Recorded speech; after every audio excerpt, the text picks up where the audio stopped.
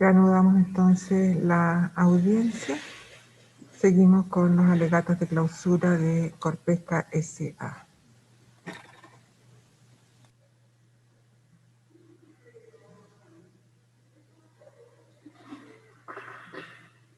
Gracias, su señoría. Estábamos dando cuenta de la inexcusable falta de registro de algunos antecedentes durante la investigación, en especial por el subcomisario Edson Figueroa y también de parte de la Fiscalía. Y en ese sentido, el 27 de mayo del año pasado, el subcomisario Edson Figueroa también nos trae otro eslogan, no registrado por ningún testigo, y nos dijo que Corpesca es ASIPNOR según Francisco Mujica. Es decir, el oficial investigador nos dice que Francisco Mujica le habría dicho que Corpesca era ASIPNOR. Y sabemos lo que eso significa para la teoría del caso de los acusadores y lo que implica para la teoría del caso de las defensas. Pero contrainterrogado el subcomisario Edson Figueroa, le exhibimos las declaraciones de don Francisco Mujica, las tuvo que leer con mucha oposición de mis contrapartes, y no encontró en ninguna de las declaraciones de Francisco Mujica la frase de que Corpesca era ASIPNOR. Y en este mismo contrainterrogatorio, su señoría, ya cuando se tornaba más intenso, hubo un momento bastante incómodo en este tribunal, o es lo que yo por lo menos pude apreciar. Y fue un momento en que Edson Figueroa, esto ocurrió el 28 de mayo, en que Edson Figueroa se llegó a molestar por las preguntas que le estábamos haciendo. Porque le hacíamos ver que no había registrado todo lo que se había preguntado y todas las respuestas de los testigos. Y el subcomisario nos dice la siguiente frase: es que tengo que explicar cómo se dan las dinámicas de las declaraciones. Tengo que explicar cómo se dan las dinámicas de las declaraciones. Y en eso nos hizo ver que las declaraciones no se registra todo. Y bien, claro, uno puede entender, su señoría, que existan asuntos de tan escasa relevancia que no sea necesario dejarlos registrados. Las conversaciones previas, los saludos, incluso cuando se explican por parte del testigo temas complejos que quien está tomando la declaración primero debe entenderlos y después registrarlos. Y otras cosas. Pero no se puede no registrar lo que es pertinente al caso. Y el problema mayor, su señoría, de esta dinámica de las declaraciones es que es el propio policía o la propia fiscalía quien, bajo su arbitrio, decide por sí y ante sí qué es lo relevante y qué es lo no relevante. Y respecto de esta dinámica sui generis de las declaraciones, hay un ejemplo comprobado y gravísimo que se pudo constatar en este juicio oral.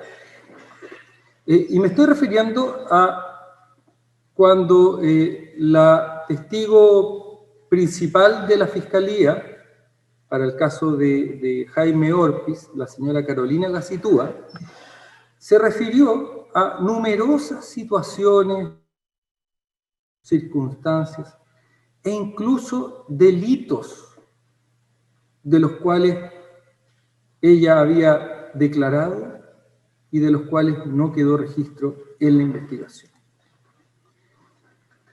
En el contrainterrogatorio de esta defensa a la testigo Carolina Gacitúa del 24 de septiembre de 2019 le preguntamos lo siguiente.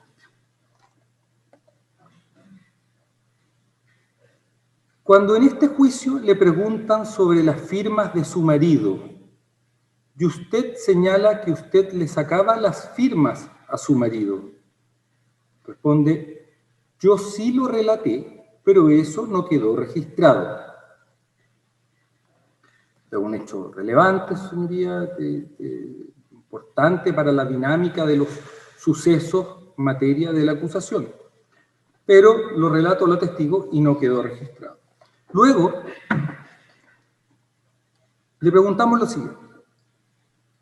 Fíjese, su señoría, le preguntamos, el hecho que usted le falsificó las firmas a la señora Lara, a la señora Teixido, a la señora Molina, usted lo declaró en la fiscalía y no quedó registro.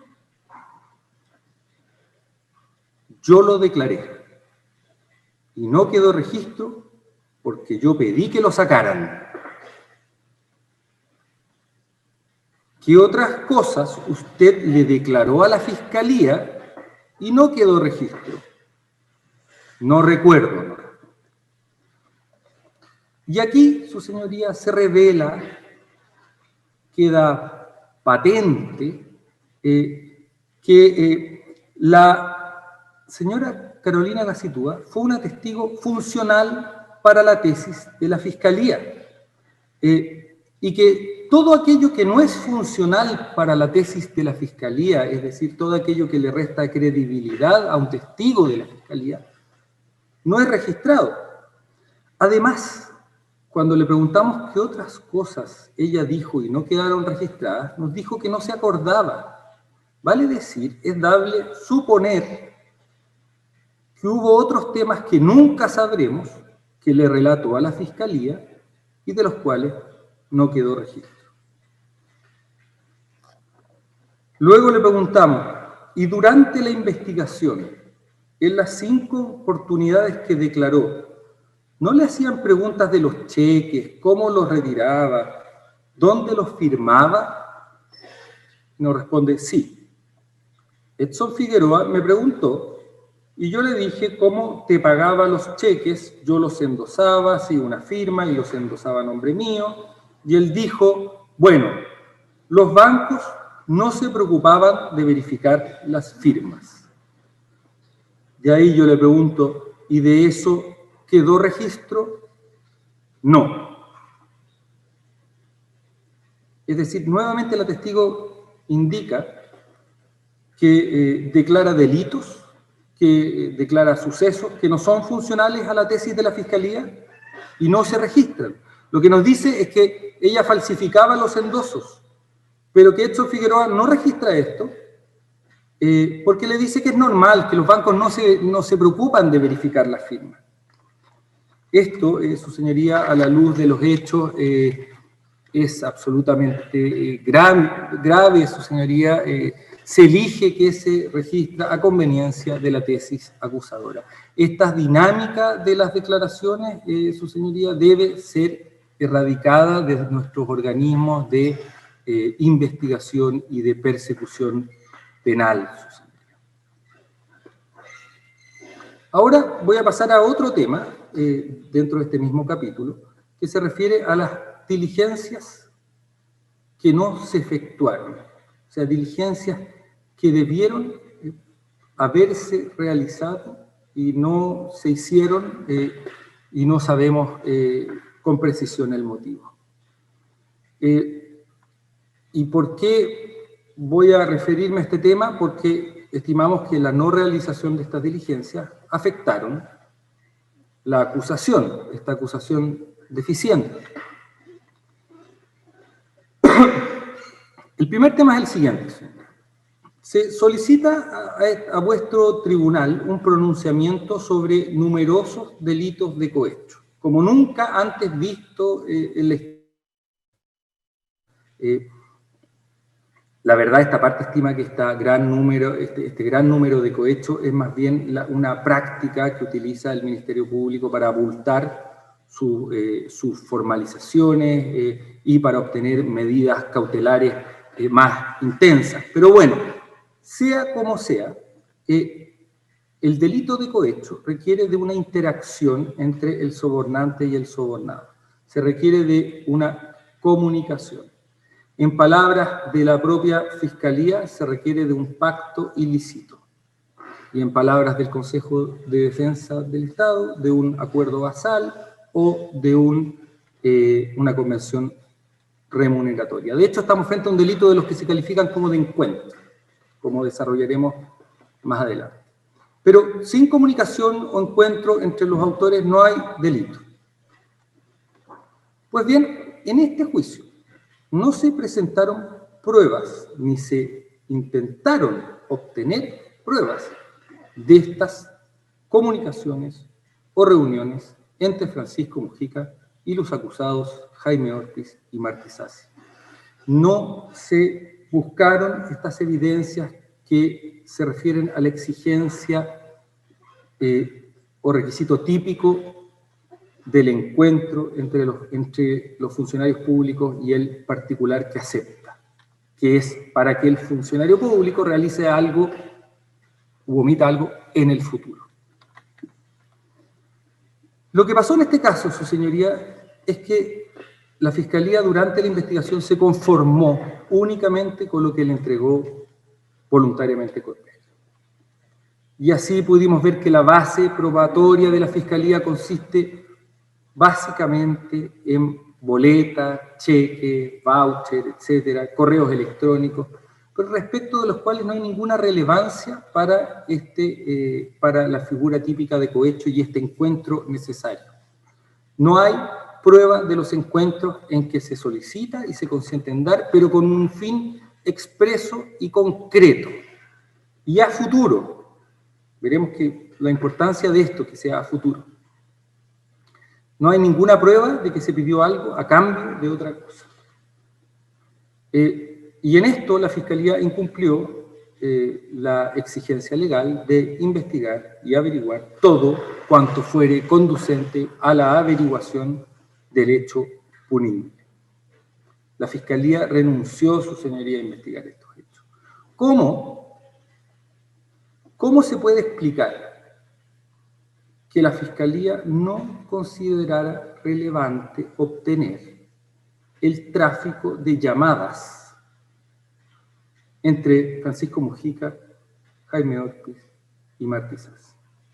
Esa prueba nos habría revelado si existieron o no existieron conversaciones telefónicas antes, durante o después del supuesto pago de una boleta. ¿Cómo se puede explicar, su señoría, que la Fiscalía a lo largo de toda esta investigación, que no fue corta, no haya solicitado el registro de ingreso al edificio de Corpesca?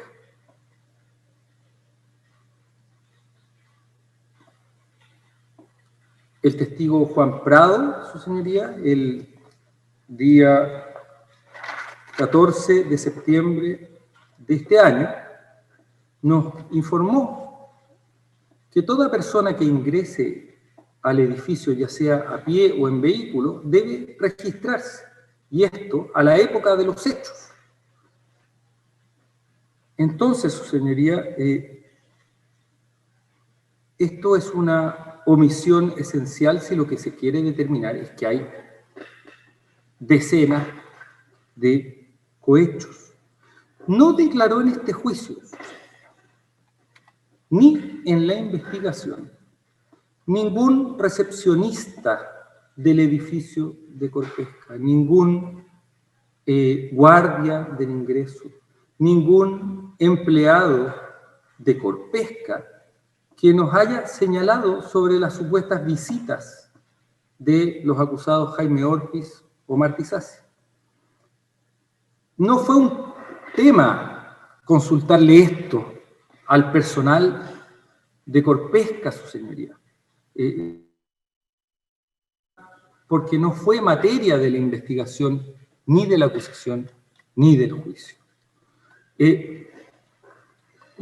Por el otro lado, tampoco se intentó averiguar si Francisco Mujica concurrió en alguna oportunidad a alguna oficina parlamentaria de Jaime Orpiz o de Martí Sassi.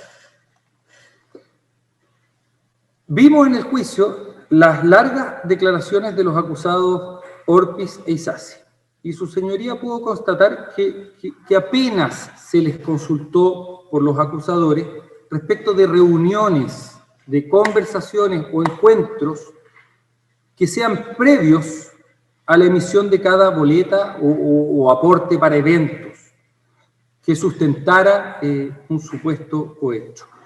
Lo único que hubo, su señoría, fueron las menciones espontáneas que hicieron tanto Jaime Orpiz como Francisco Mujica, de su recuerdo, con el paso del tiempo, sobre algunas comunicaciones o encuentros, pero que increíblemente no se encuentran en la acusación.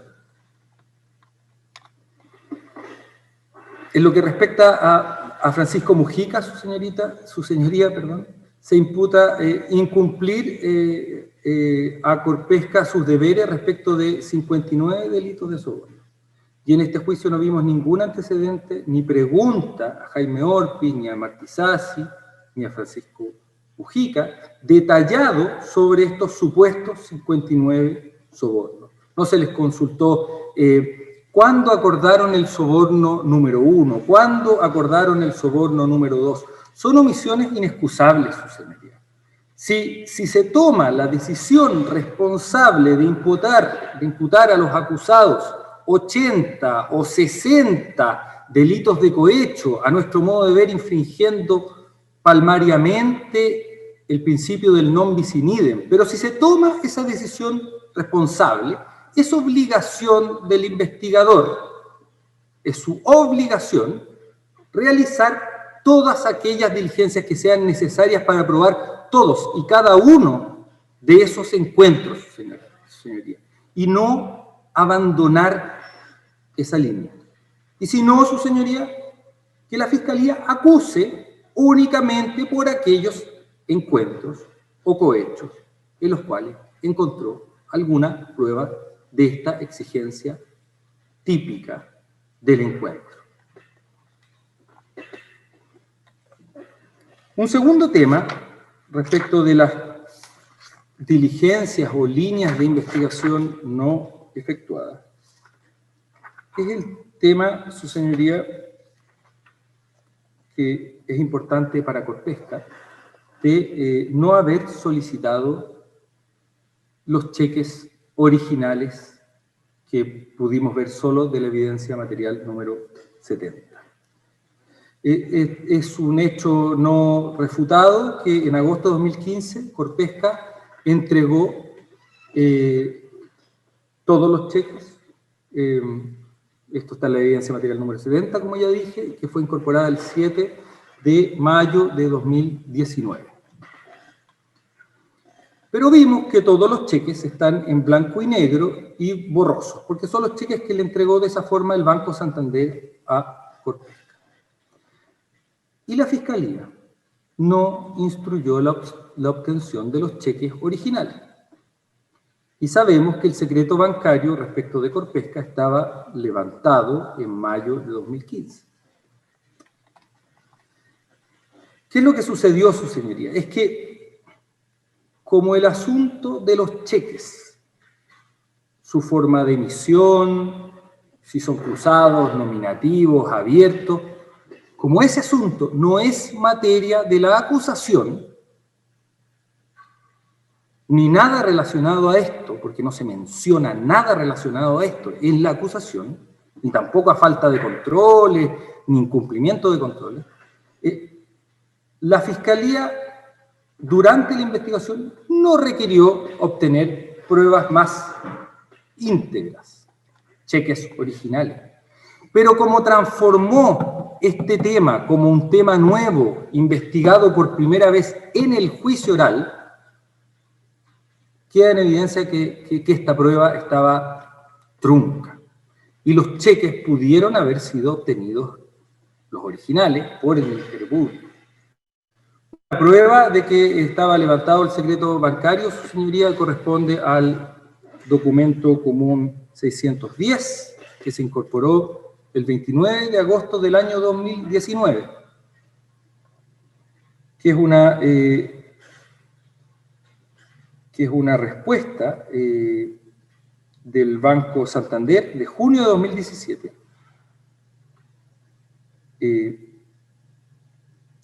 y en la cual el Banco Santander le informa a la Fiscalía que no puede, está hablando de otro tema el Banco Santander, no de Corpesca, y le dice que no puede entregar los cheques de 2010 y 2011, ya que ellos tienen obligación de mantenerlos por 6 años. Vale decir, si la Fiscalía el año 2007 les dicen que no pueden entregarlos del 2010 y 2011 porque ellos los mantienen por 6 años, quiere decir que la Fiscalía el año 2015 pudo haber pedido los cheques originales desde el año 2009. Y se le consultó al subcomisario Edson Figueroa sobre este tema. Le preguntamos, su señoría, si en algún momento la Fiscalía lo instruyó para que obtuviera los cheques originales del Banco Santander. No recuerdo una diligencia al respecto.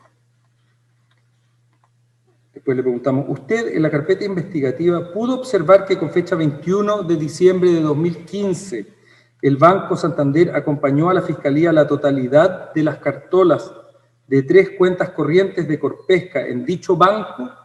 Desconozco. ¿Usted supo que el secreto bancario respecto de Corpesca se levantó antes de septiembre del año 2015? Desconozco. Y esto, su señoría, generó efectos concretos en el juicio. Yo sé que esto no es materia de la acusación, todo lo relacionado a los cheques no es materia de la acusación, pero como la Fiscalía lo que intentó es predisponer, es prejuiciar, es poner mal a Corpesca, en este punto como en otros muchos puntos, como por ejemplo lo que ocurrió con Francisco Mujica después de su salida, si el directorio supo o no supo de la rectificación, etc. Sabemos que no es un tema de la investigación, pero se trató de prejuiciar a Corpesca. ¿Y por qué digo esto? Porque la forma de emisión de los cheques no es relevante para el delito de cohecho. La forma de emisión de los cheques y las normativas de Corpesca son importantes para dar seguridad a terceros y para mantener la trazabilidad de los cheques. Así que era indiferente cómo se emitiera un cheque. La propia testigo Carolina Gacitúa, el 11 de septiembre del año 2019, nos dijo que si el cheque estaba abierto y a nombre de otra persona, lo cobraba. Si hubiera venido cruzado, lo habría depositado en su cuenta corriente y le habría pedido el dinero en transferencia. Además, como lo dijo en el juicio oral, ella no tenía ningún tapujo en falsificar las firmas de los endosos. Además, vimos que cada cheque de Corpesca traía en su parte inferior el RUT del beneficiario y el número de la boleta por la cual se estaba pagando esos cheques. Así que de esa forma se mantenía la trazabilidad entre cheques, beneficiarios y boletas. Pero, perdón su señoría, pero volviendo al tema, hay claros efectos de no haber pedido los originales y en especial en predisponer en contra de Corpesca al tribunal. Vimos que la gran mayoría de los cheques eran nominativos y cruzados y que un porcentaje menor no cumplían con una u otra de esas características. Pero bueno, de aquellos cheques que no estaba claro si estaban nominativos, esto es tarjado en la parte que dice al portador y a la orden, habían claras dudas, su señoría, por la falta de integridad de estas fotocopias, si estaban nominativos o no. De hecho, le exhibimos algunos de estos cheques a la propia cartera. Ella nos dijo que en varios cheques en que parecía estar tarjado a la orden, lo que aparecía como tarjado a la orden no era parte de su firma. Esto es porque ella hacía la firma sobre el cheque, en el anverso del cheque, cruzada, y pasaba a llevar la parte que decía al portador. Bueno, ella nos aclaró que muchos de esos cheques estaban tarjados al portador y que esa línea hecha con un lápiz no correspondía a su firma. Y un caso crucial que revela esta desprolijidad, su señoría, y el sesgo investigativo, la que ya nos referimos, la visión de túnel de la policía y de los acusadores, es aquella imputación, no materia de la acusación tampoco, de que había un cheque girado antes de la fecha de la emisión de la boleta. Y eso, su señoría, sería extraño, claro, si llega si se paga un cheque antes de que llegue una boleta, podría estimarse como extraño. Pero se comprobó que eso no era así, que eso era un error del investigador en este sesgo confirmatorio, en esta visión de túnel que buscaba afectar a Corpesca. Y esto quedó en evidencia, su señoría, en la declaración del testigo Edson Figueroa. Lo que decía él es que había un cheque, que era el cheque número 5 de Rodrigo Ortega, que es que había una boleta, que había una boleta, que es la boleta número 5 de Rodrigo Ortega. Y esa boleta es de 4 de octubre de 2009. Y según Edson Figueroa, de la observación de esta fotocopia borrosa, observaba que el cheque era de 3 de octubre de 2009, es decir, de un día antes de la emisión de la boleta. Pero le exhibimos al testigo y proyectamos en el tribunal, su señoría, agrandamos el cheque, este cheque borroso de la evidencia material número 70, que se encontraba en la página 90, y resultó evidente para todos que el cheque era de 8 de octubre de 2009 y no de 3 de octubre de 2009. Y lo que pasaba es que el cheque estaba borroso en esa parte y se observaba que le faltaban algunas señas, algunos puntitos, y se interpretó que era de 3 de octubre. Pero constatamos que el cheque fue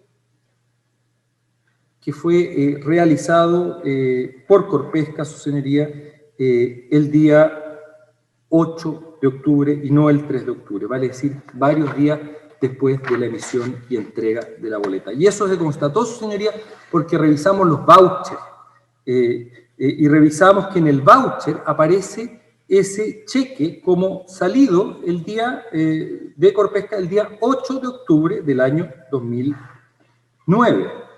También constatamos que ese cheque fue depositado el 8 de octubre de 2009 por el timbre de caja que presentaba el cheque. Y se observó que el número de la boleta de 4 de octubre del año 2009, que era el número 4870, estaba registrado el día 8 de octubre del 2009.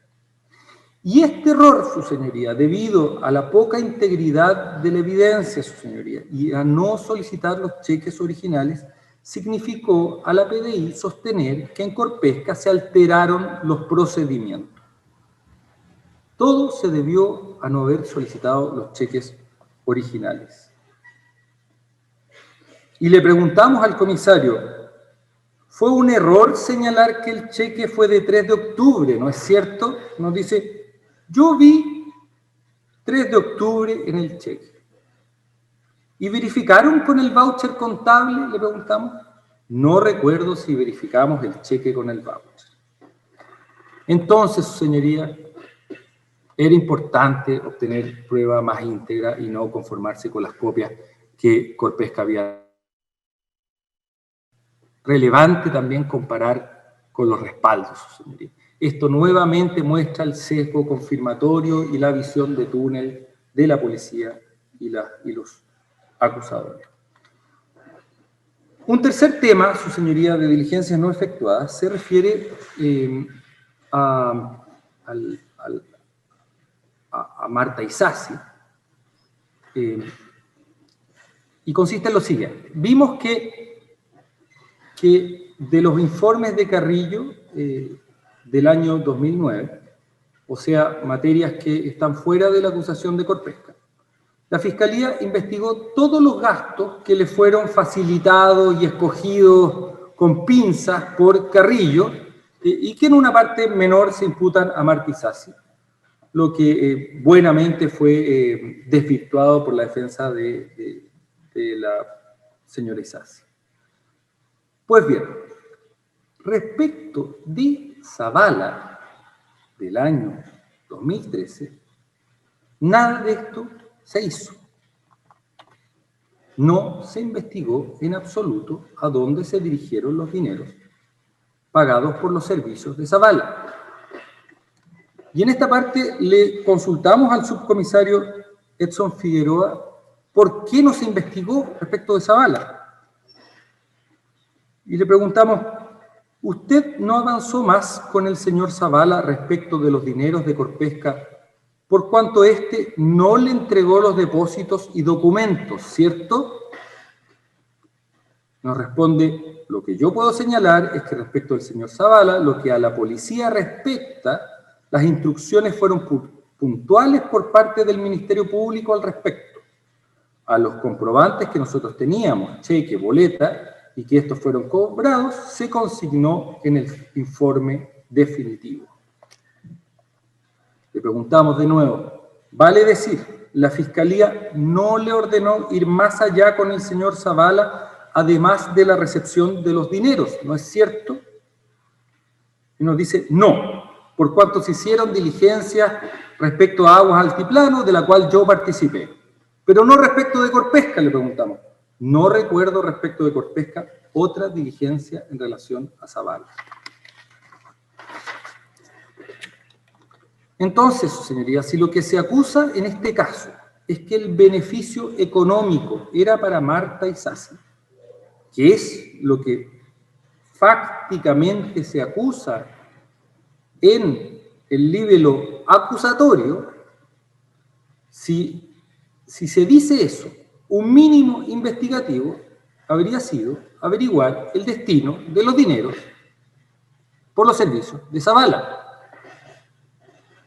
Pero lo único adicional que se hizo, su señoría, lo único adicional que se hizo fue tomarle declaración a la testigo Varinia Galindo, que es una testigo, su señoría, que tiene una clara y evidente y notoria parcialidad.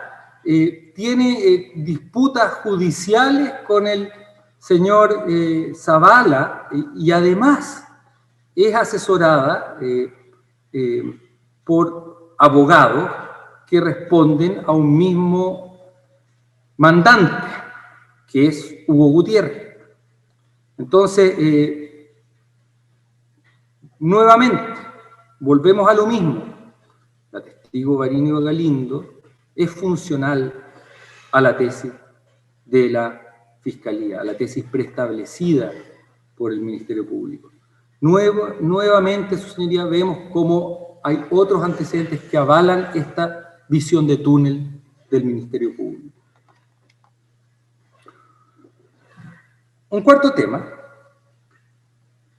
de diligencias que no se realizaron o de líneas investigativas no efectuadas es todo lo relacionado a otras empresas que aportaron para las campañas electorales de Jaime Orpiz y Marta Isasi. Y esto va en la misma línea, en la misma visión de túnel, de solamente buscar lo que perjudica a Corpesca y lo que beneficia la tesis de la Fiscalía.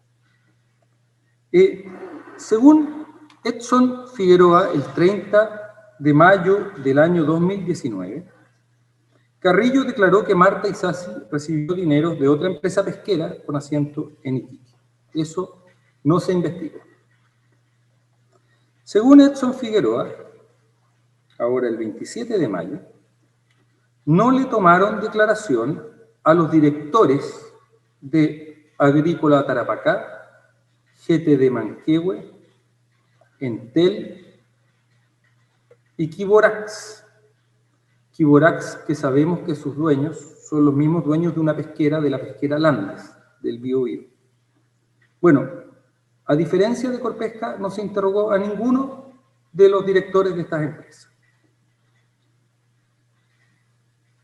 Tampoco, su señoría, por supuesto, no se les solicitó a estas empresas la entrega voluntaria de los computadores. Tampoco a ninguna de estas empresas se les solicitó ningún antecedente sobre su modelo de prevención de delitos. Incluso, de acuerdo al documento común 606, que fue incorporado el 20 de agosto de 2019, que es una respuesta del del Servicio de Impuesto Interno a la Fiscalía, se indica que Entel, GTD, Agrícola Tarapacá y Costanera, que los hechos podrían ser constitutivos de delitos tributarios, pero que están prescritos. E informa que dichas compañías rectificaron impuestos. Y estas compañías no se investigaron. Ahora, en el clausura, su señoría, recién ahora, la Fiscalía señala que esas empresas no cometieron cohecho. Para el Consejo de Defensa del Estado, estas compañías no cometieron un pacto ilícito, como señalaron. Y yo, su señoría, esta defensa, también cree que no cometieron delito de cohecho, que solo hubo aporte político. Pero lo gravitante acá, su señoría, es que no se investigó. No se investigaron estas empresas. Y todo esto, su señoría, sigue mostrando esta investigación claramente deficiente y sesgada. Un último punto, su señoría, respecto de este capítulo, lo constituye, su señoría, lo que nosotros denominamos como la omisión o deficiente revisión de evidencias importantes. Porque observamos en este juicio que los principales medios de prueba presentados por la Fiscalía no fueron debidamente revisados y a tiempo por los órganos de persecución investigativa y penal. No se revisaron debidamente en la etapa de investigación y eso, su señoría, definitivamente influyó en una deficiente e insuficiente acusación, según vamos a demostrar.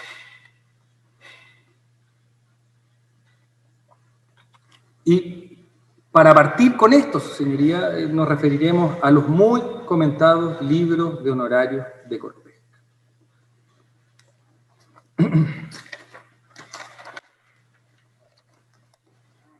Hemos visto, señoría, que tanto el Ministerio Público como el Consejo de Defensa del Estado, absolutamente fuera de los hechos de la acusación, ya que en la acusación no se hace ninguna mención a ningún libro contable, ni a su revisión, ni a los libros contables en general, ni al libro de honorarios en particular, pero hemos visto cómo los acusadores, como un hecho nuevo, investigado en este juicio, han reprochado que Corpesca no se haya percatado de la revisión de estos libros, de la existencia de lo que ellos denominan boletas sospechosas. Incluso el fiscal don Jaime Retamal ocupó mucho tiempo de su alegato de clausura leyendo otros pagos que aparecen en los libros de honorarios. Y señalan que con poca diligencia y con cierta sagacidad investigativa Corpesca habría detectado estos pagos. Pero estos libros, su señoría, los tuvo la policía y la fiscalía el año 2013.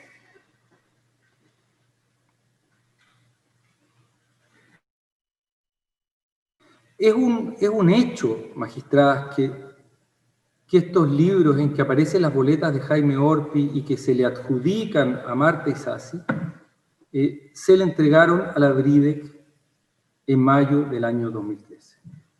Esto lo declaró el subcomisario Edson Figueroa, lo declararon los ejecutivos de Corpesca, don Raúl Feliú, don Marcial Martínez, entre otros, y la entrega fue hecha por Corpesca de manera voluntaria, completa, e incluyó los libros de honorarios de Corpesca. Todo ello, su señoría, consta fehacientemente del otro medio de prueba número 8, que fue incorporado el 30 de abril de 2019.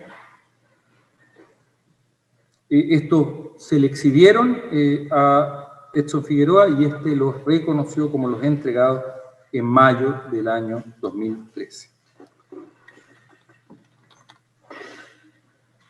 Como ha quedado demostrado de la declaración del subcomisario Edson Figueroa, solo una vez que Corpesca entregó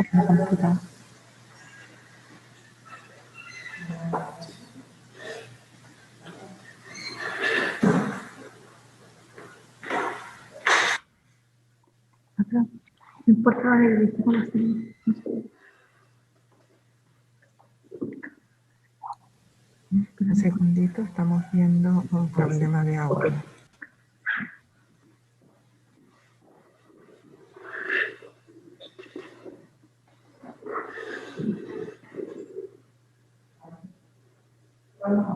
Gracias. Como decía, quedó demostrado que a través de la declaración de don Edson Figueroa, que únicamente cuando Corpesca entregó el listado de las boletas rectificadas, o sea, en mayo del año 2015, 2 años después, solamente con este hecho, la Fiscalía empezó a investigar estos libros.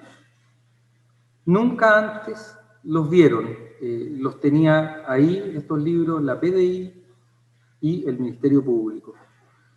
Y esto es una muestra, su señoría, más de que la investigación fue plana y deficiente y que se basó fundamentalmente en recoger lo que se entregaba por Corpesca, más otras líneas sesgadas y poco más. Estos libros de honorario, su señoría, no se mencionan en la acusación contra Corpesca, porque la verdad, su señoría, se vinieron recién a analizar durante el juicio oral. A ningún testigo durante la investigación se le exhibieron estos libros de honorario. Lo único que se exhibió de estos libros de honorario, su señoría, fíjese que fue aquella parte de los libros en que aparecen las boletas de Giorgio Carrillo. Y esto muestra, su señoría, la influencia de una deficiente investigación en una deficiente acusación. Probablemente, si hubieran investigado este tema, el de los libros de honorario, en la parte que se refiere a la responsabilidad penal de las personas jurídicas, como ahora le dan una importancia vital a los libros, en esa parte quizás la acusación tendría alguna frase como en Corpesca no tenían buenos controles internos ya que no observaron estas boletas sospechosas en sus libros de honorario. Pero nada de esto está en la acusación, porque esto es un descubrimiento, de escasa relevancia a nuestro modo de ver, pero es un descubrimiento que se hizo recién en el juicio. Entonces, magistrado, nos parece de la mayor gravedad que se diga de parte de los acusadores que en Corpesca se debieron haber percatado y que el control era deficiente. Sí, primero, esto no es materia de la acusación, debido a que no fue materia de la investigación. Y segundo, que una unidad especializada, magistrado, en la detección de delitos de esta especie, de tipo económico, la Brigada de Delitos Económicos, que contaba con un subcomisario, don Edson Figueroa, y con un analista contable, que era don Rachid Venegas, que no fue citado a declarar, pero que fue mencionado por Edson Figueroa,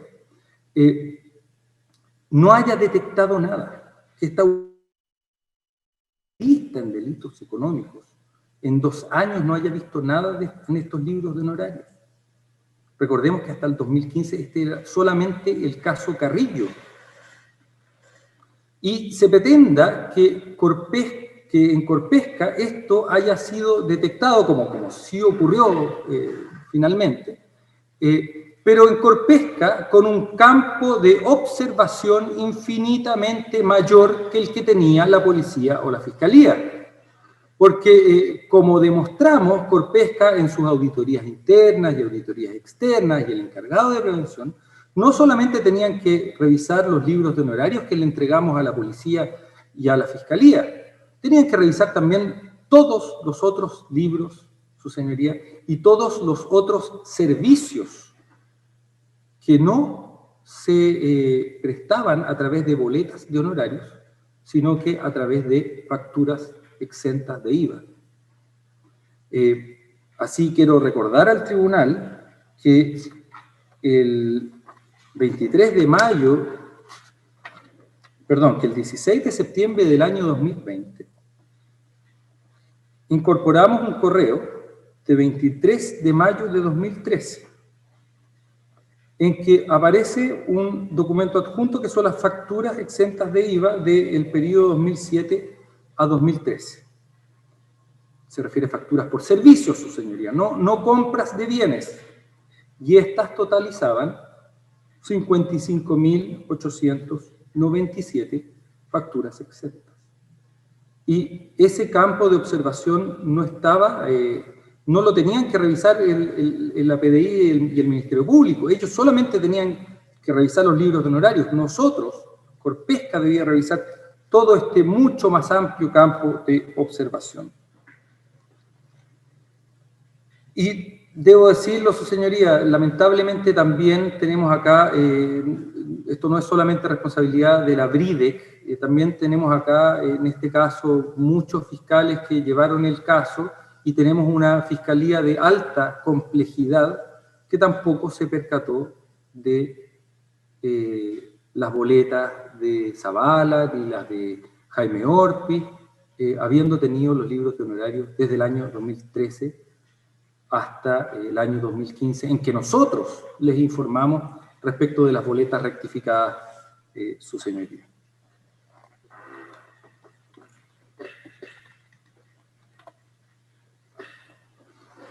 Y visto esto desde otro punto de vista, su señoría, esto demuestra que tampoco era tan sencillo como ellos suponen detectar estas supuestas irregularidades. A esto quisiera agregar, su señoría, que el Servicio de Impuestos Internos también tuvo en su poder los libros de honorarios y tampoco detectó nada. El fiscalizador del Servicio de Impuestos Internos y perito de la Fiscalía, don Max Zapata, declaró el 12 de agosto del año 2019. Declaró sobre un informe del año 2014, denominado 31GR-2, que se centró en Carrillo y Corpesca. Y señala lo siguiente: fue consistente la contabilidad de Corpesca. Luego, respecto del libro de honorarios, se observa que trabajadores prestan servicios en Corpesca mediante boletas. Y contrainterrogado por esta parte, le preguntamos, en este caso, de los antecedentes que le entregó Corpesca, ¿usted analizó las boletas de honorarios que hayan estado presentes en el libro de honorarios? No. Y si hubiera habido otras con estas mismas características, ¿usted las hubiera investigado? No necesariamente. Además, su señoría, esto es uno de los absurdos de este tema, cuando una persona firma un cheque en cualquier compañía, no firma el cheque en presencia de un libro contable, no firma un cheque, en este caso, en presencia del libro de honorarios. Eso no ocurre así y eso fue ratificado, su señoría, por el testigo Juan Prado el 15 de septiembre de este año y también por otros testigos.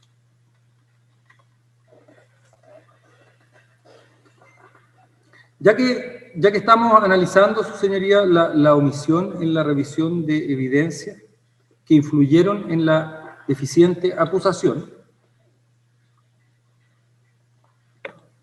y esto muy parecido a lo que señaló la colega Catalina Tuane el día de ayer,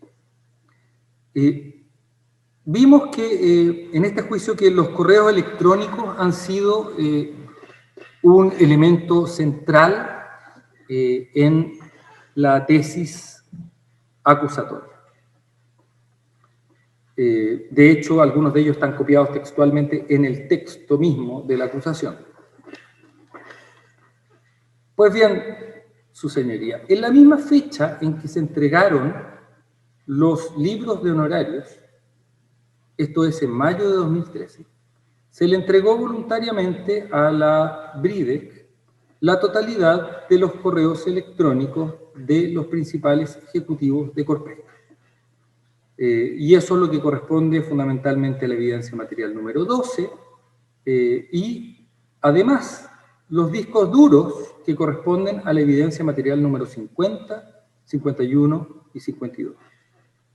Que de esos discos duros solamente se incorporó uno por esta parte, que es el número 51, que correspondía a Raúl Felipe.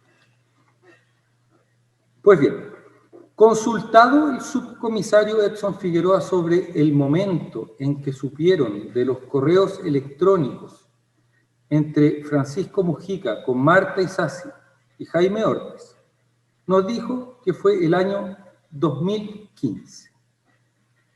Vale decir, nuevamente, 2 años después de que fueron entregados por Corpesca. Y nuevamente, esta revisión de los correos electrónicos se debió también a la entrega por parte de Corpesca de la rectificación. Esto, su señoría, también afectó la investigación y la acusación, ya que su señoría en un espacio corto de tiempo revisaron algunos correos, revisaron pocos correos electrónicos. Con esta visión de túnel, su señoría, solamente los funcionales y los que servían a la tesis preconcebida de la Fiscalía, y en base a ellos presentaron en un espacio corto de tiempo formalización y posterior acusación que sabemos que es deficiente. Por otro lado, su señoría, y una muestra de una omisión en la revisión de la prueba, que a nuestro juicio es absolutamente inexcusable y con influencia directa en un error en la acusación, es el caso de las actas de directorio. Y relacionado esto al conocimiento del testigo Mujica del modelo de prevención de delitos y del encargado de prevención de delitos. En el mes de mayo de 2013 también, su señoría, Corpesca le entregó a la Fiscalía la evidencia material número 49, que contiene todas las actas de sesiones de directorio de Corpesca. Esta acta de incautación fue incorporada, su señoría, el día 3 de junio del año 2019. Entonces, entregamos todas las actas de directorio en mayo de 2013. Pues bien, la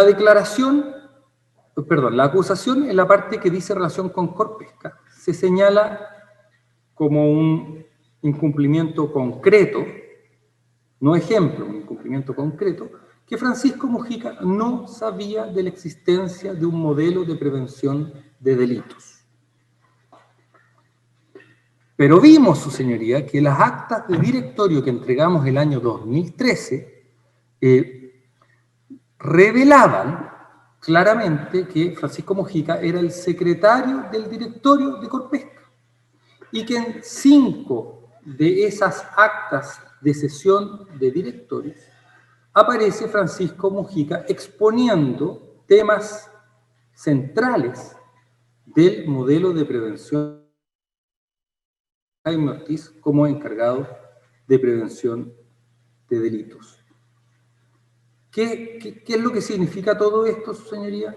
Que es notorio que la Fiscalía no revisó esas actas de directorio, porque de haberlas revisado no habría cometido el error de señalar que Francisco Mujica no sabía de la existencia de un modelo de prevención de delitos. O sea, redundó, su señoría, en esta errónea acusación, este déficit investigativo. Y esto, su señoría, se torna aún más inexcusable si consideramos que con fecha 2 de marzo de 2018, esta defensa tuvo que volver a acompañar, ya estábamos formalizados, tuvo que volver a acompañar a la investigación, a entregar la investigación, entre otros documentos, las sesiones de directorio en que consta la presencia y la exposición de Francisco Mujica de los asuntos centrales del modelo de prevención del delito y del encargado de prevención de delitos. Vale decir, fueron incautadas estas sesiones en el año 2013, nos formalizan a Corpesca diciendo que Francisco Mujica no sabía de la existencia del modelo de prevención de delitos ni de la existencia de un encargado de prevención de delitos, y tuvimos, su señoría, para intentar corregir en este error a la Fiscalía, que volver a acompañar estas sesiones de directorio junto con muchos otros documentos que revelaban el conocimiento de Francisco Mujica sobre estos temas. Y esto fue materia de este juicio, su señoría, y consta, este escrito consta, fue incorporado, corresponde a la prueba documental común 1102, que fue incorporado el 14 de noviembre del año 2019.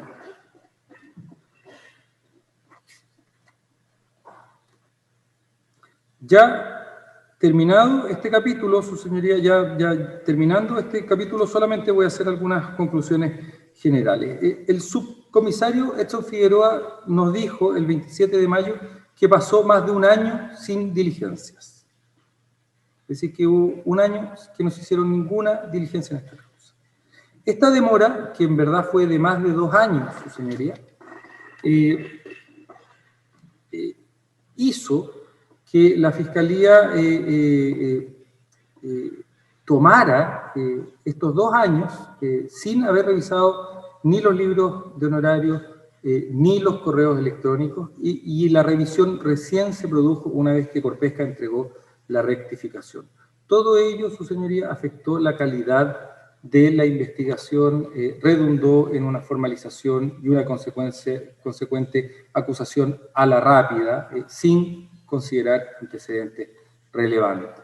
Entonces, su señoría, como conclusiones de este capítulo, debo decir que esta investigación deficiente influyó en una acusación errónea y afectó el debido proceso, y esta investigación deficiente se debió fundamentalmente a la realización de pruebas incompletas, la falta de registro, la no realización de diligencias de investigación en temas no investigados y la omisión en la revisión de evidencias. Con esto pasaré al segundo capítulo, señoría, ya de fondo, sobre la inexistencia del delito de soborno de parte de Francisco Mujica y de los testigos, de los delitos de cohecho de parte de los acusados. Si me da un segundo, señoría, por favor.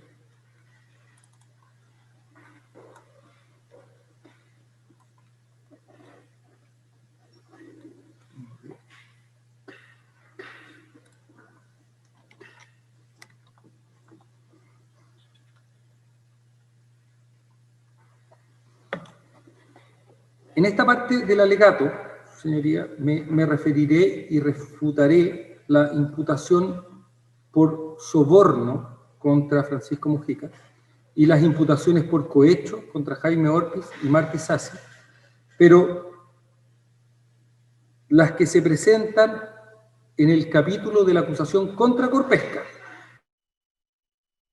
se presentan en los capítulos de la acusación contra Jaime Orpiz o Marta Isasi. Es decir, me refiero al numeral 3 romano, letras A, antecedentes generales, B, sobornos al senador Jaime Orpiz, y C, sobornos a la diputada Isasi, que son diferentes, como ya dije, a las imputadas directamente a los acusados. Ya dije que el delito de la responsabilidad penal de las personas jurídicas que genera esta responsabilidad es el del 250 del Código Penal y no los delitos del artículo 248 bis ni 248 del Código Penal. Sin embargo, esta defensa cree necesario refutar la existencia también de los delitos imputados a los funcionarios públicos, por lo que ya me refería antes, que es la relación necesaria que debe existir entre la solicitud del funcionario público y el consentimiento del particular en la forma como fue planteado en la acusación. Y antes de referirme a los sobornos que se imputan injustamente, su señoría, a Francisco Mujica, respecto de Marta Isasi y Jaime Orpiz, me voy a referir a algunos asuntos, su señoría, que son puntos comunes o temas comunes en las acusaciones por soborno, tanto lo referido a Jaime Orpiz como lo referido a Marta Isasi. El primer elemento común, su señoría, es lo que se puede denominar como la falacia de la causalidad contenida en la acusación.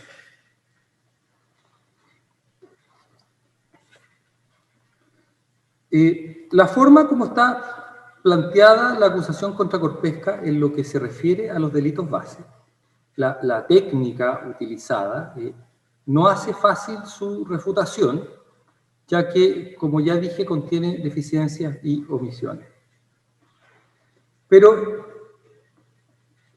y lo que quiero decir con esto es que la acusación no es metódica, su señoría, ¿no? La acusación por cohecho no es metódica, no es ordenada, es una amalgama, su señoría, de boletas, actos de los funcionarios públicos, deberes de los funcionarios públicos, correos electrónicos, todos los cuales se mezclan en la acusación. No hay un orden, no hay un hecho número 1, el día tanto se produjo el primer cohecho y respecto de ese primer cohecho se solicitó a cambio tal o cual cuestión. No, la acusación es de difícil comprensión, su señoría, y refutación. Pero si la tuviéramos que buscarle alguna lógica a la acusación, encontramos que descansa sobre el siguiente ejercicio argumental.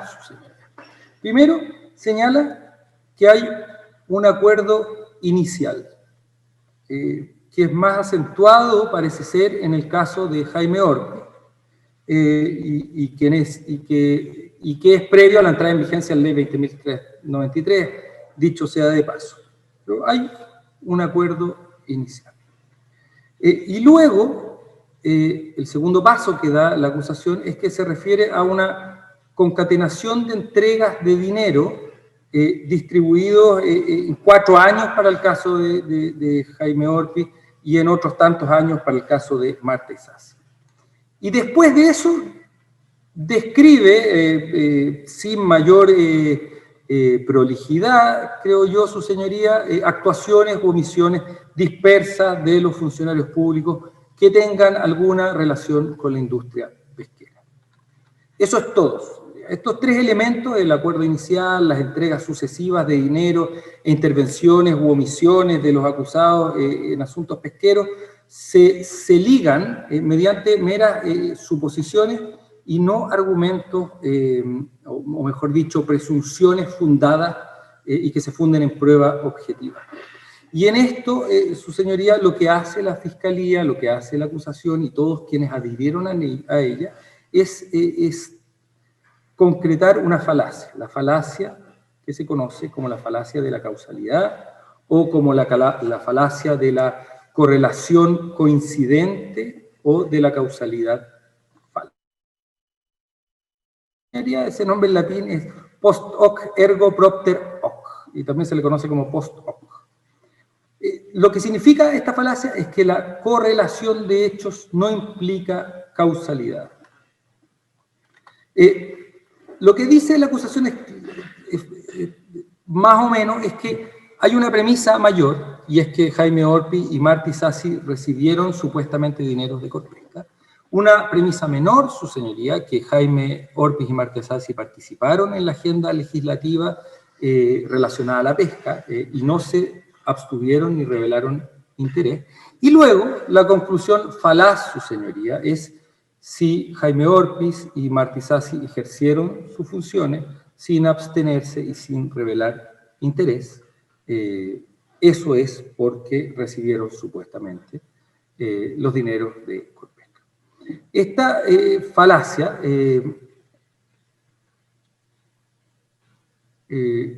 no ha sido dada vuelta por el Ministerio Público, no ha dejado de ser una falacia, porque no hay nada en este juicio que demuestre que lo que hicieron o dejaron de hacer los parlamentarios en materias relacionadas a la pesca fue motivado por los dineros de Corpesca o los aportes a la comunidad, en el caso de Martí Sassi, como lo exige el artículo 248 bis y el artículo 250 del Código Penal. Una falacia, su señoría, no significa, no implica que la conclusión sea falsa, pero sí implica que hay que probarla, hay que desmentir que sea una falacia. El solo hecho de afirmar esta causalidad no la transforma en real, en verdadera. Y una forma de demostrar que la falacia, es falsa, es mediante una premisa contradictoria, lo que le llaman el contrafactual. Y creemos, su señoría, que en este juicio no se puede afirmar, más allá de toda duda razonable, al menos ni siquiera mediante presunciones, que las conductas de los parlamentarios en el Congreso habrían sido diferentes en el caso de que no se hubieran recibido los aportes de Corpesca. No existe ninguna prueba, su señoría, ni siquiera presuntiva, que demuestre dicha afirmación, y tanto es así que el propio Consejo de Defensa del Estado afirmó, tanto en su alegato de apertura como en su alegato de clausura, que los parlamentarios actuaron según sus convicciones, pero que el delito no está ahí, sino que el delito solo está en no haber revelado el interés. Y por el contrario, su señoría, para reafirmar, además que esto es una falacia, existen muchas evidencias que se presentaron en el juicio que demuestran que Jaime Orpis y Martí Sassi habrían actuado exactamente igual, de la misma forma, sin los aportes de Corpesca. Y esto se observa nítidamente en el caso de Martí Sassi, en su inalterable principio regionalista, su señoría, en apoyo a toda la región que representaba, y también se observa palmariamente en Jaime Orpis, en el apoyo a su región, e incluso en la presentación de proyectos de ley contrarios a los intereses de Corpesca y en votaciones contrarias a los intereses de Corpesca. En palabras del abogado Sergio Rodríguez, que me precedió, no se observó en este juicio ninguna prueba de la compra del acto. Ni siquiera se observó un acto diferente por parte de los acusados que uno pueda presumir, más allá de toda duda razonable, que dicho acto fue comprado por Corpesca. Analizaremos esto más en detalle, su señoría, cuando nos refiramos por separado al caso de Jaime Orpi y al caso de Martí Sassi. Pero, y en este punto, se presentó por parte, se mencionó por parte de la Fiscalía y del Consejo de Defensa del Estado un informe en derecho del profesor Jaime Mañalich, que iba en el sentido de que no es necesario torcer la voluntad del funcionario público, no es necesario que el funcionario público realice actos u omisiones, no es necesaria la compra del acto, sino que lo único necesario es que se incumplan deberes genéricos. Y respecto de este punto, en esta parte solamente quisiera hacer una pequeña reflexión, su señoría, porque nos parece que no es necesario, su señoría, que un profesor de Derecho Penal, de las características que todos conocemos del profesor Juan Pablo Mañalich, de gran proyección, no es necesario que este profesor en un estudio, en un informe o en una publicación, refiriéndose a un caso concreto, respecto a lo cual no vemos mayor inconveniente, pero que refiriéndose a un caso concreto, un profesor de Derecho Penal, nos venga a decir cuáles son las pruebas con las que se puede condenar en este caso. O sea, un informante en derecho penal nos dice, por ejemplo, ¿sí? que por la trayectoria de la bala, por la distancia, más la declaración de un testigo y de un perito, se puede comprobar que se cometió el delito de homicidio. Eso escapa, su señoría, a la dogmática penal, y eso desmerece el referido informe, le resta imparcialidad y objetividad a ese informe o encargo profesional. Y la Fiscalía y el Consejo de Defensa del Estado se aprovechan de esto, su señoría, y nos dicen que la doctrina penal está de acuerdo con que con presunciones se puede condenar en este caso. O sea, la Fiscalía dice que la doctrina penal estima que con pagos y omisión de deberes no es necesario probar el encuentro, sino que basta con esto nomás. Y esto genera problemas, su señoría, a quienes ejercemos que ejercemos la profesión de abogado, porque observamos que de esta forma se va perdiendo la dogmática penal, su señoría. Si desde ahora los profesores de Derecho Penal ya no se refieren a la dogmática penal, sino que se refieren a las evidencias que se requieren en un caso para condenar, quiere decir que nos estamos desviando, su señoría, de la ciencia penal, su señoría, y se está olvidando que el ejercicio de adjudicación está en los tribunales de justicia, su señoría. El ejercicio, la jurisdicción pertenece a los tribunales de justicia.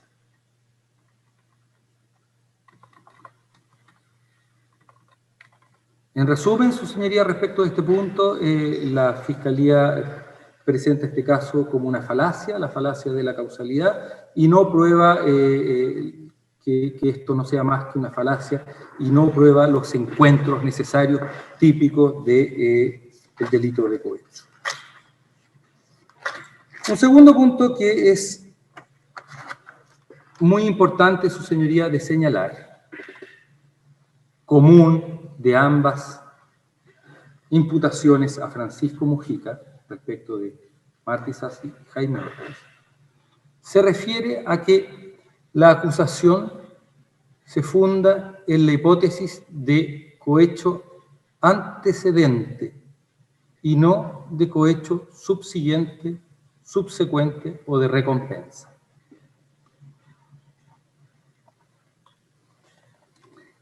Este elemento común de la acusación, su señoría, creemos que no puede pasar desapercibido, creemos que es esencial para el fallo de este tribunal.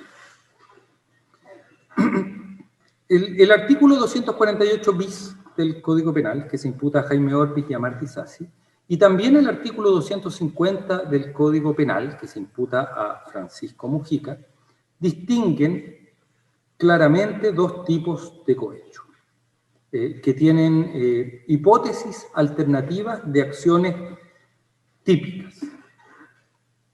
La ley clara e inequívocamente distingue estos dos tipos de cohecho. Uno es el cohecho que se comete para que el funcionario público realice una en el futuro. Y el otro es por haber realizado una acción o una omisión en el pasado.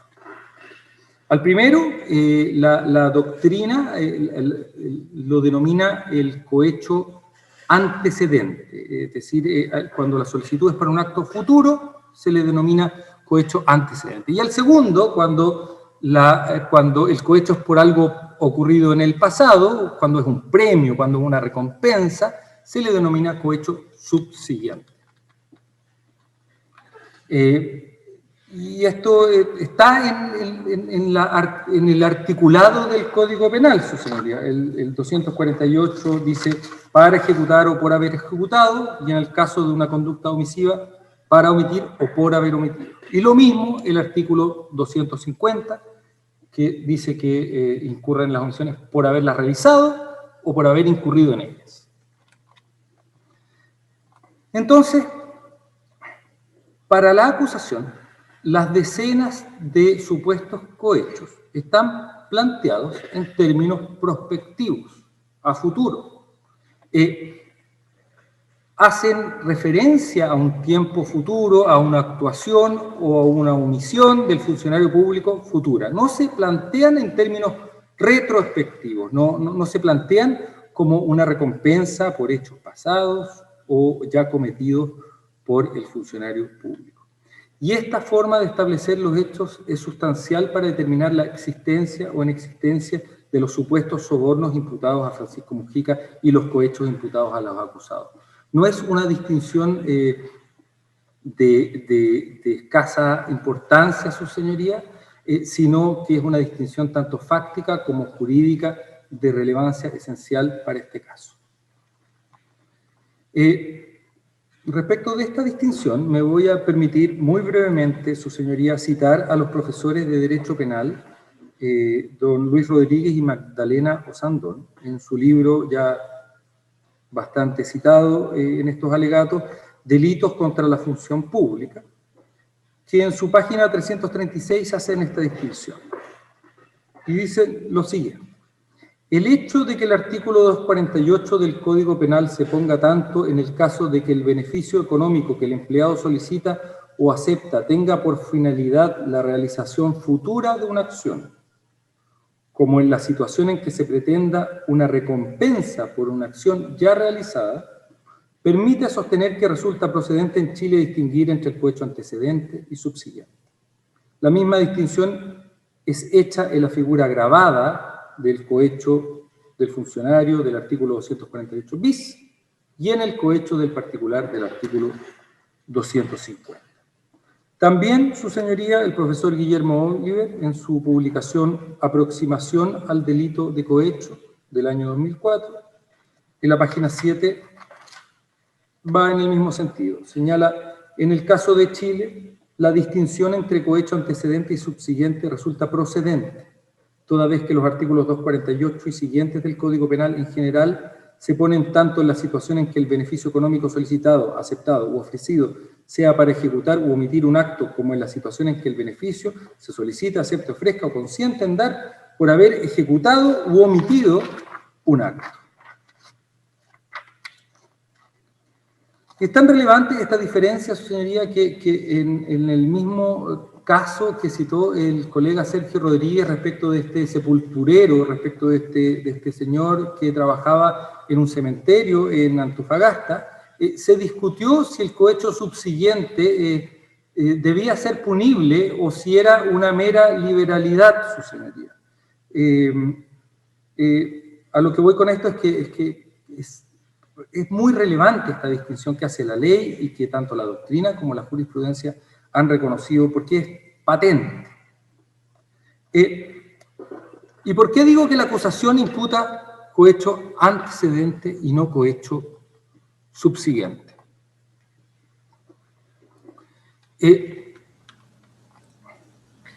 Doris, disculpe que sea En la acusación, abogado. Sí. Disculpe, está mi internet inestable y no le escuché la última palabra. ¿Puede volver a repetir lo último, por favor, señor Baum? Porque hubo al parecer, una conexión inestable con el magistrado Bugueño. Magistrado, me estaba refiriendo, había hecho referencia a un fallo de la Corte de Antofagasta que había sido citado por el abogado Rodríguez respecto del cementerio, en que se discutió si era cohecho subsiguiente o antecedente y que se pensaba que el cohecho subsiguiente podría ser una mera liberalidad. Y lo que dije después, su señoría, es que la acusación imputa la hipótesis típica del cohecho antecedente y eso queda en evidencia de las palabras utilizadas en la propia acusación. De esta forma, señoría, para el caso de Jaime Orpiz, la acusación es la letra B, me estoy refiriendo a la acusación contra Corpesca, en lo que se refiere a Jaime Orpiz. Dice lo siguiente, dice, la petición se hizo a cambio de favorecer directa e inmediatamente los intereses de la referida empresa en el desempeño de sus labores como senador de la República, a través de actos cometidos con infracción de deberes de su cargo. Entonces, magistrada, de tratarse de un cohecho subsiguiente o recompensa, lo que debió decir la acusación ya no es a cambio de favorecer, sino que debió haber señalado a cambio de haber favorecido o por haber favorecido o alguna frase análoga. En el caso de Marta Isasi, su señoría, la acusación sigue la misma fórmula. En la letra C señala, estos dineros fueron solicitados por Isasi a cambio de que en el ejercicio de sus funciones actuara en directo beneficio e interés de la empresa, como emisaria y representante de los intereses de Corpesca, y ahí continúa en las que tuviera que intervenir en razón de su cargo, incumpliendo sus deberes. Lo mismo, si fuera un cohecho recompensa o subsiguiente, debería haber dicho a cambio de haber actuado en beneficio o interés de Corpesca, y no a cambio de que en el ejercicio de sus funciones actuara en beneficio directo de Corpesca. Además, como veremos más adelante, su señoría, resulta aún más absurda la tesis del cohecho como infracción del deber de abstenerse o revelar interés, si se mira como un cohecho subsiguiente o recompensa. Resulta totalmente ilógica. ¿Cómo alguien va a infringir sus deberes de abstenerse o de revelar interés si todavía no se comete, si todavía no hay una petición, su señoría?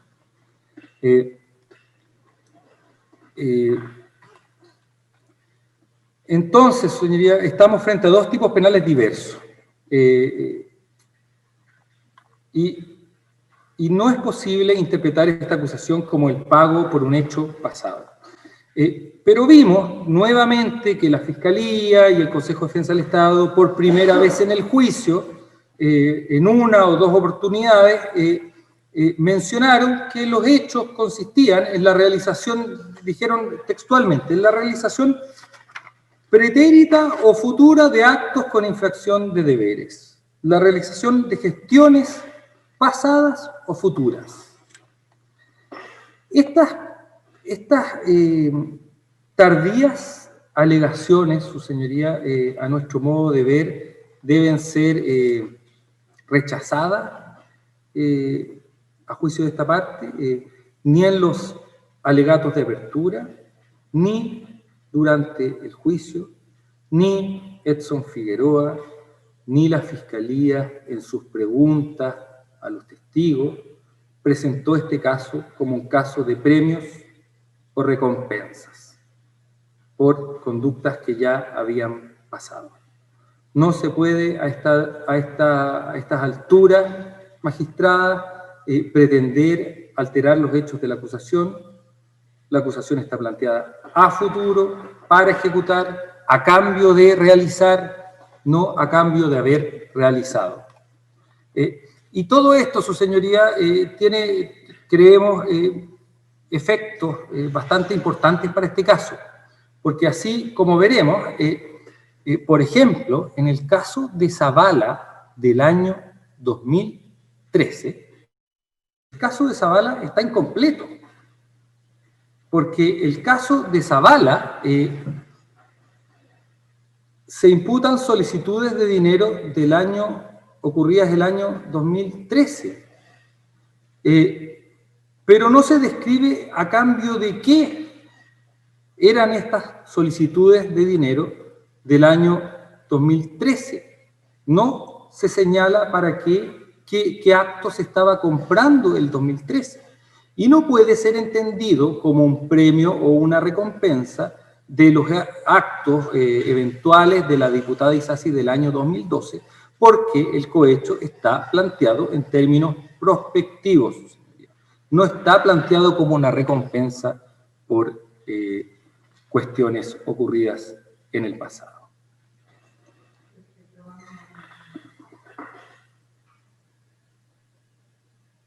Su señoría, por la hora sin audio. Sí, ahora activé mi audio. Estamos ya en la hora de efectuar el receso, son las 12:30 horas.